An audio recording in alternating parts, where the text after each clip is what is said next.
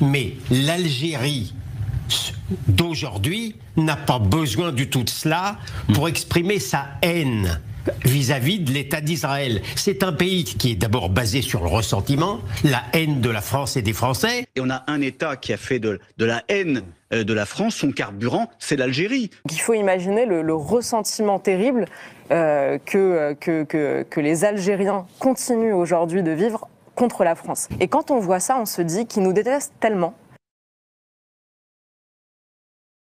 L'Algérie est un pays où il n'y a pratiquement plus de juifs. Et l'Algérie est un pays, un des rares pays du monde, il y en a peut-être une dizaine, qui refusent de reconnaître l'État d'Israël.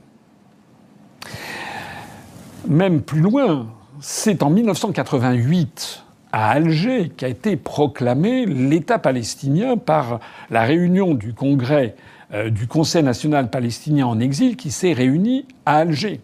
Il y a d'ailleurs eu une tentative de l'armée, de la force aérienne israélienne, d'aller bombarder Alger en 1988, mais ils ont fait demi-tour devant le fait que les Algériens menaçaient de répliquer. Alors, à partir du moment où commence à donner ce début d'éclairage, que normalement les journalistes ou les responsables politiques devraient dire au peuple français, parce que moi je suis toujours animé, par la vérité, la réalité et la paix. Il faut bien comprendre que nous avons des relations avec l'Algérie qui ne sont pas de même nature qu'avec le Maroc. Non seulement parce que le Maroc, comme la Tunisie, n'ont jamais été français. C'était des protectorats. Alors que l'Algérie, c'était la France. C'est-à-dire, il y avait des départements avec des préfectures qui avaient été constituées.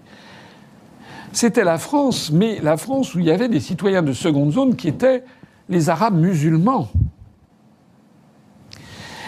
Évidemment, à notre époque, ça vient... c'est le fond général de toute cette affaire. On a beaucoup de Français, de responsables français politiques, d'ailleurs, juifs, originaires d'Algérie, qui vouent une haine tenace, en fait, à l'Algérie. Et c'est d'ailleurs réciproque. Je pense à Jacques Attali, je pense à Éric Zemmour, je pense à toute une série de Bernard-Henri Lévy, etc. Ce sont des gens qui sont des représentants de la communauté juive, mais qui vraiment vouent une haine à l'Algérie et réciproquement. Et ceci vient polluer les relations franco-algériennes.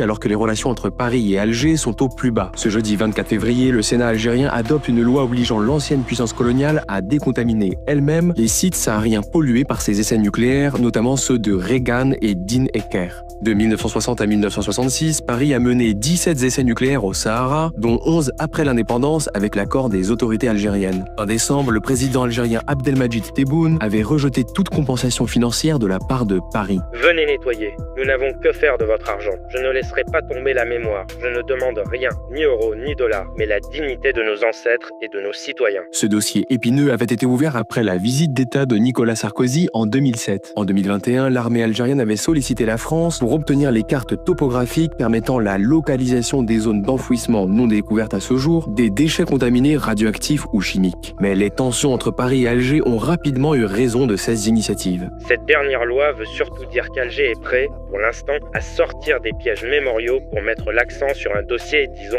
pratique.